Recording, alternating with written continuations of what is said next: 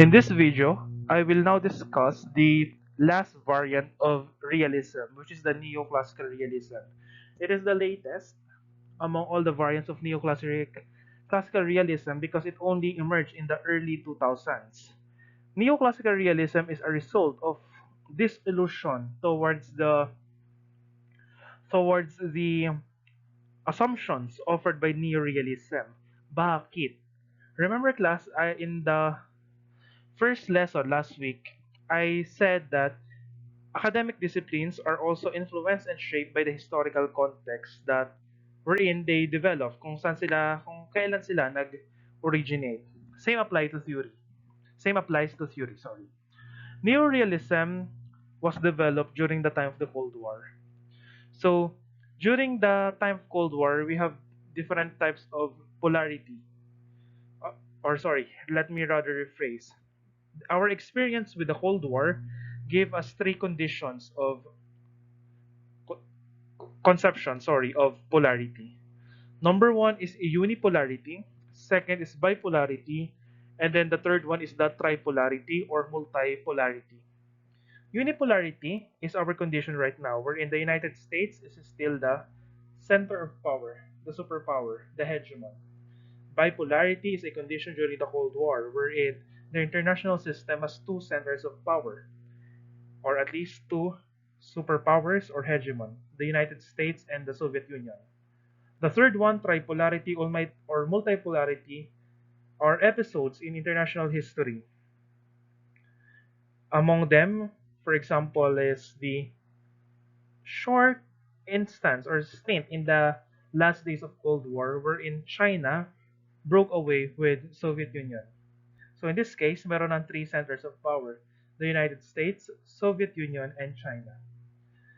Other other conceptions of multipolarity have been offered or other understandings or applications. So for example, they said that instead of thinking that our international some scholars said that instead of thinking that our international relations right now is a unipolar order, they said that it's a multipolar order, especially upon the entrance of 2010, because there are now challengers against the United States.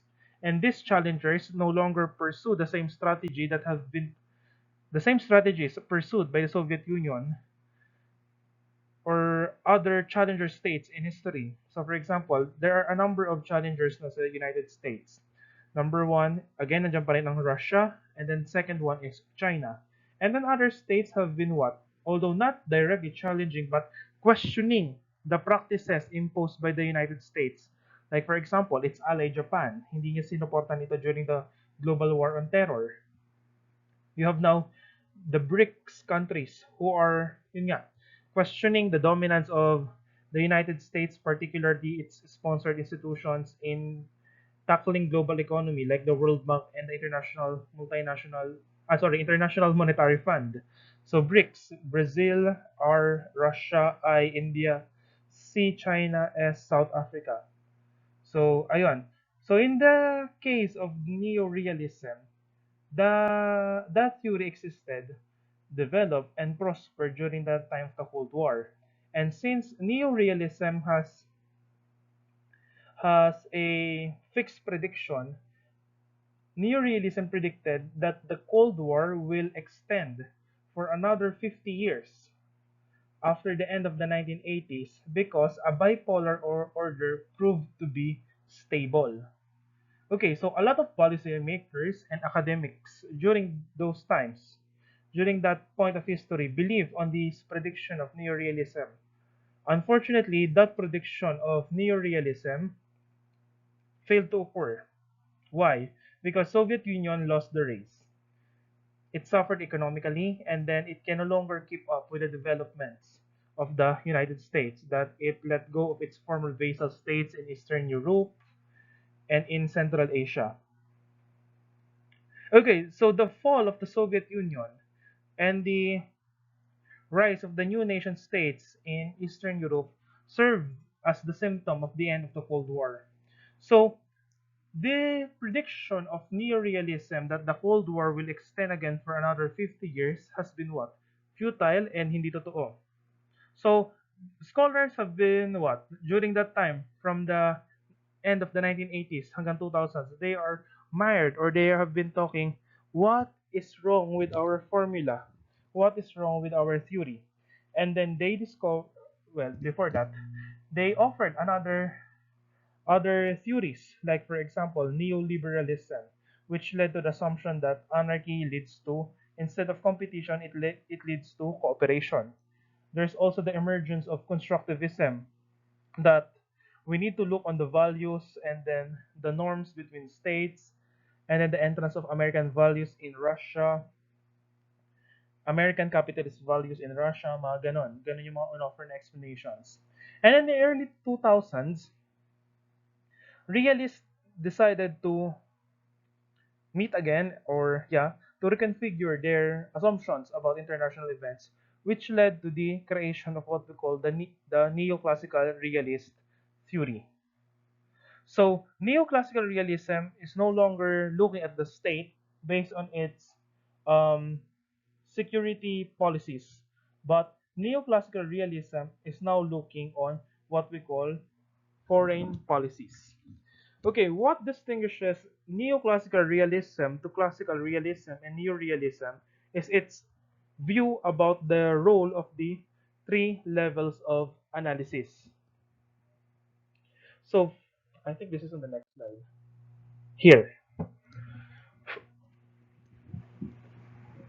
So, for neoclassical realists, they believe that the three levels of analysis must be accounted in the understanding of international affairs.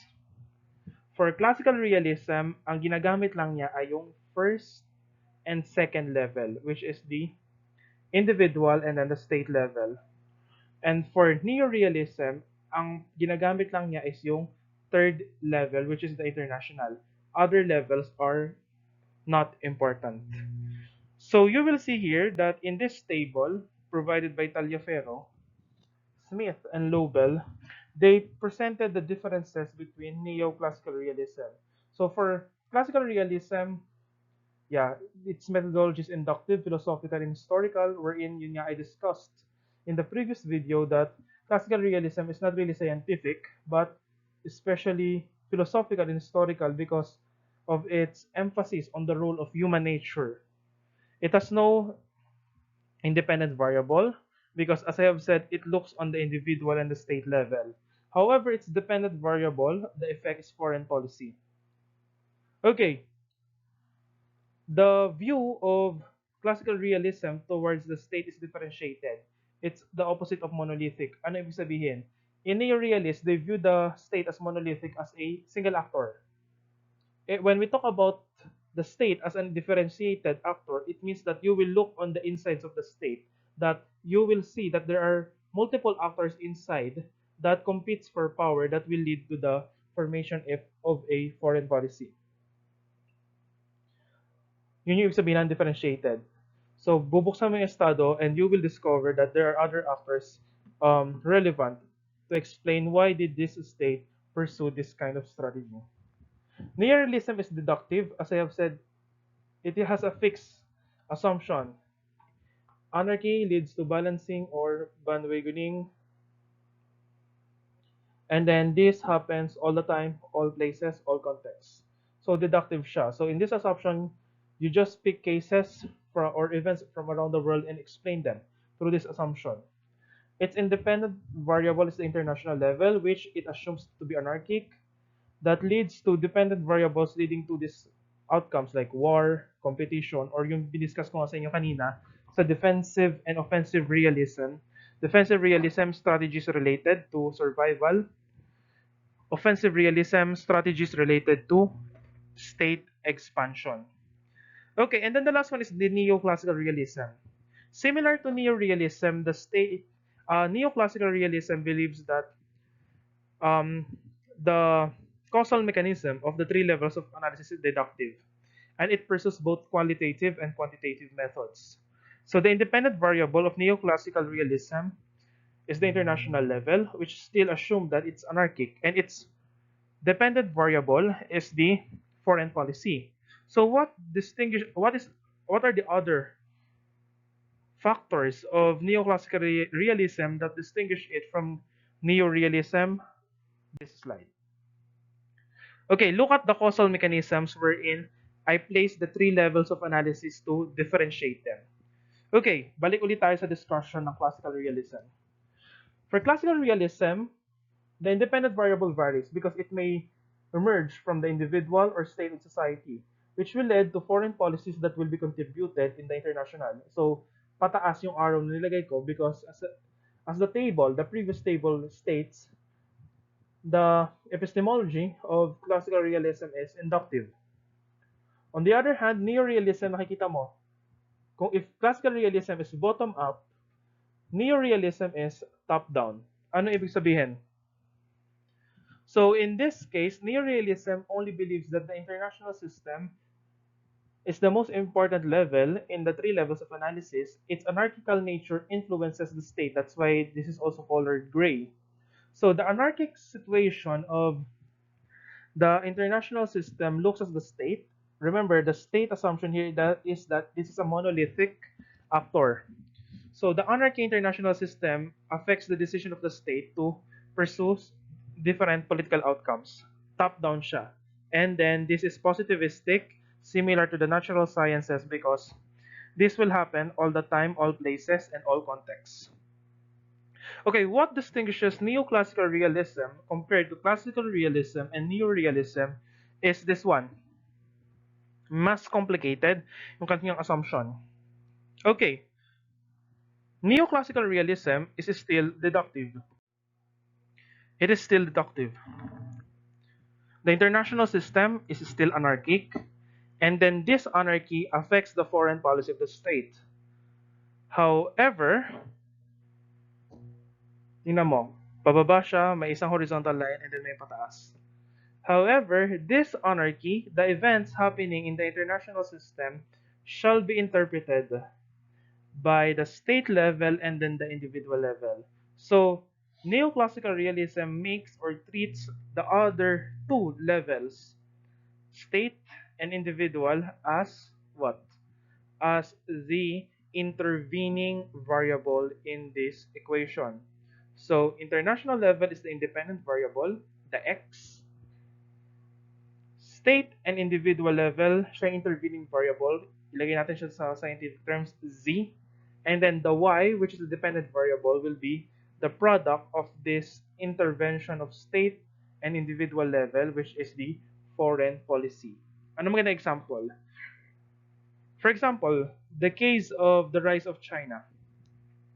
Okay, the rise of China occurred in 2008 because China is one of the countries in East Asia who survived the 2008 financial crisis brought by the United States. So, in this case, nag-rise ang China. Nag-build up the economy, nag-build up the military. So, how will Southeast Asian states, for example, here in the Philippines, will interpret it? The manner of interpretation is reserved. So, the rise of China is the condition in the international. So, such will be our independent variable. The other two variables, state and individual, will serve as our intervening variable. So how can we apply it? So the rise of China, it will result for other states in Southeast Asia, for example, in the Philippines, to decide how to engage with it. So in this case, papasok yung state level and individual level. Individual level, the state leaders, pwede siyang magkaroon ng kanyang sariling interpretation, analysis, and assessment. And then the state level, the role of, for example, the role of bureaucracy. How will the DFA, for example, in the case of the Philippines, how will the Department of Foreign Affairs, the AFP, DTI, and other organs of the government interpret the rise of China, and how they will submit their own reports to the president to decide for a consistent foreign policy in engaging China. Aside from bureaucracy, we can also look at the domestic politics, public opinion. Look at the opinions of the people towards China. Are they positive or negative? So, through these factors inside the state and society and individual, they serve as filters, intervening variables that will allow the state to formulate its own foreign policy to respond on what is happening in the international.